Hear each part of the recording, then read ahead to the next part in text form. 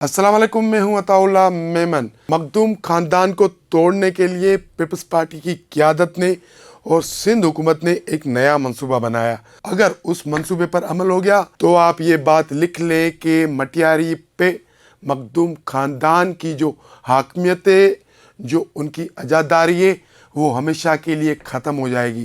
Pakistan peoples party की क़यादत ने और सिंध हुकूमत ने मखदूम जमील उज़्ज़मा की जो आए दिन ब्लैकमेलिंग होती है, उससे जान छुड़ाने के लिए क्या मंसूबा बनाया है, ये आज हम आपको बताएंगे।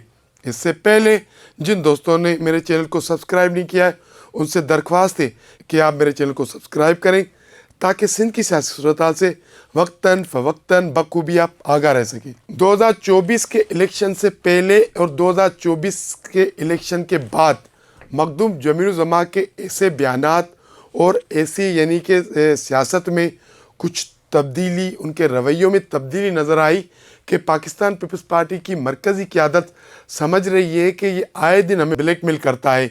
ये सब कुछ मखदूम जमील उज़्ज़मा अपने हलके की आवाम के लिए नहीं करता। ये सबको पता है कि मखदूम जमील उज़्ज़मा को अपने हलके डिस्ट्रिक्ट मटियारी से कितनी मोहब्बत है मखदूम ख़ानदान को, ये बात किसी से छुपी हुई नहीं है। अगर हम तारीख उठा के देख लें, जब से पाकिस्तान पीपल्स पार्टी बनी है और उसके बाद वो कई बार इक़्तिदार में आई है, सिंध में तो ये कंटिन्यूटी से यानी कि इनका चौथा दौर चल रहा है।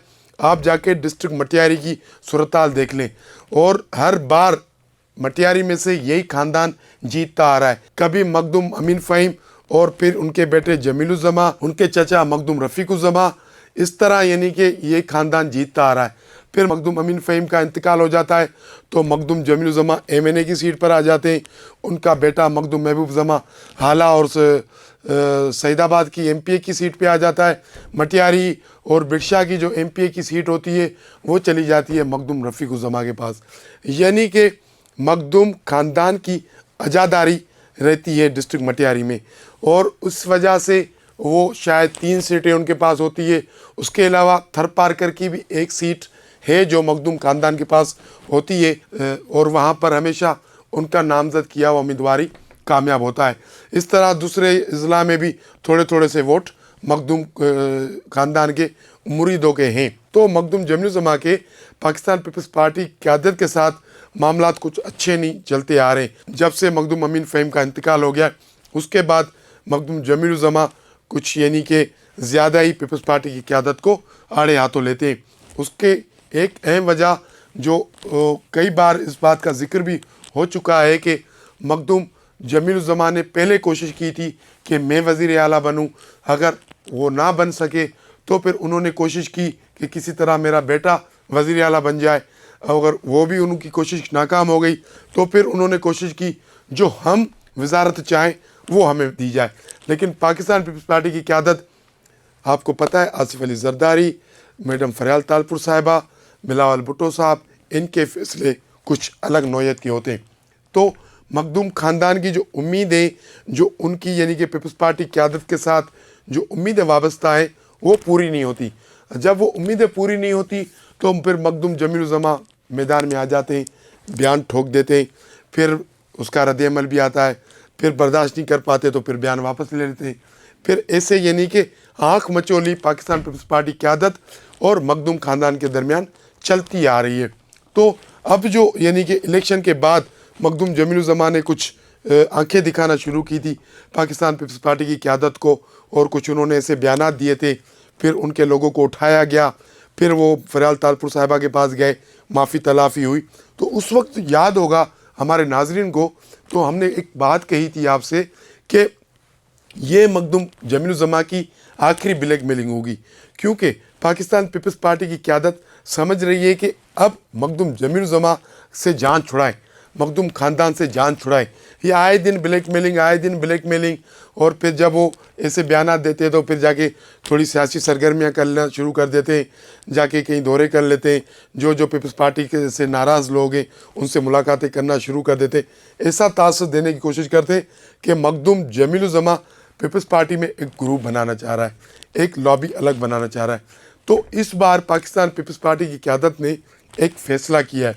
उन्होंने ये फ़ैसला किया है कि मखदूम ख़ानदान की मटियारी डिस्ट्रिक्ट पर जो इजारादारी है उसको ख़त्म करने के लिए उन्होंने एक हिकमत अमली बनाई है और उस हिकमत अमली के तहत डिस्ट्रिक्ट मटियारी को तोड़कर एक नया डिस्ट्रिक्ट बनाया जा रहा है और उस डिस्ट्रिक्ट में कुछ इलाके डिस्ट्रिक्ट सांगड़ से लिए जाएंगे और कुछ इलाके डिस्ट्रिक्ट शहीद बेनज़ीराबाद से लिए जाएंगे। इस तरह एक नया डिस्ट्रिक्ट बनेगा जिसका नाम रखा जाएगा हाकिम आबाद डिस्ट्रिक्ट। मटियारी डिस्ट्रिक्ट को तोड़कर एक नया डिस्ट्रिक्ट बनाया जाएगा जिसका नाम रखा जाएगा हाकिम आबाद डिस्ट्रिक्ट। और ये हाकिम आबाद जो नाम है ये सदर आसिफ अली जरदारी के वालिद हाकिम अली जरदारी का, और इस डिस्ट्रिक्ट को मंसूब किया जाएगा हाकिम अली जरदारी से, तो इस डिस्ट्रिक्ट का नाम रखा जाएगा हाकिम आबाद डिस्ट्रिक्ट। ज़रा ये हमें बताते हैं कि इस डिस्ट्रिक्ट में मटियारी का जो अहम तहसील है सईदाबाद, इसको शामिल किया जाएगा।